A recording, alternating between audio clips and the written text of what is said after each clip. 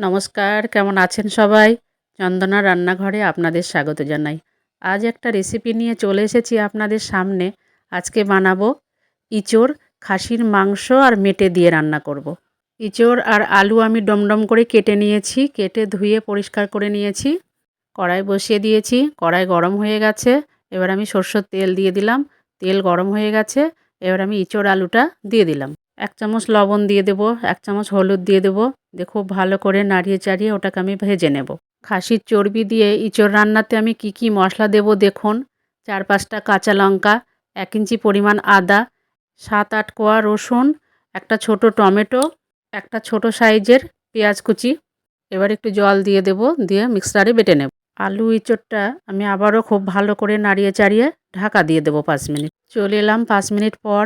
দেখুন ইঁচড়টা নরম হয়ে গেছে আর ভাজাও হয়ে গেছে। এবার আমি বেটে রাখা মশলাটা দিয়ে দেব। আবারও খুব ভালো করে নাড়িয়ে চাড়িয়ে ভালো করে কষিয়ে নেব, যতক্ষণ না মশলার কাঁচা গন্ধটা যায়।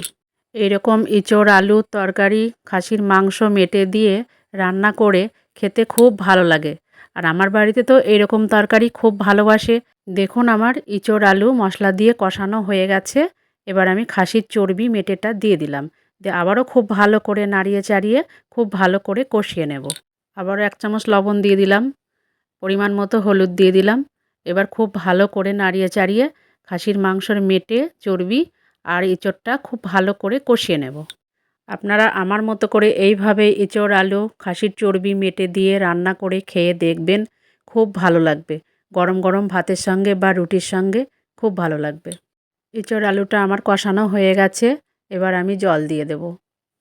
দিয়ে আবারও খুব ভালো করে নাড়িয়ে চাড়িয়ে ঢাকা দিয়ে দেব। আমি তো প্রত্যেকটা তরকারিতেই গরম জল দিই।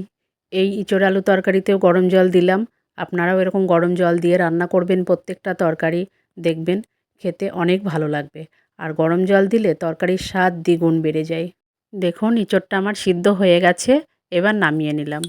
আবারও কড়াই ধুয়ে পরিষ্কার করে বসিয়ে দিলাম। কড়াইয়ে সরষের তেল দিয়ে দিলাম।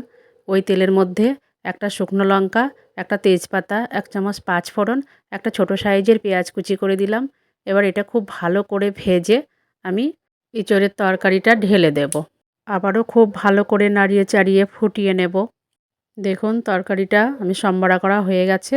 এবার আমি গুঁড়ো গরম মশলা দিয়ে দেব। আপনারা কারা কারা এরকম ইঁচড়ের তরকারি খেতে ভালোবাসেন অবশ্যই জানাবেন। আমার বাড়িতে এইরকম ইঁচড়ের তরকারি সবার পছন্দ। আমার রেসিপিটা যদি ভালো লাগে, লাইক, শেয়ার, সাবস্ক্রাইব করে পাশে থাকবেন। ভালো থাকবেন, সুস্থ থাকবেন, সাবধানে থাকবেন।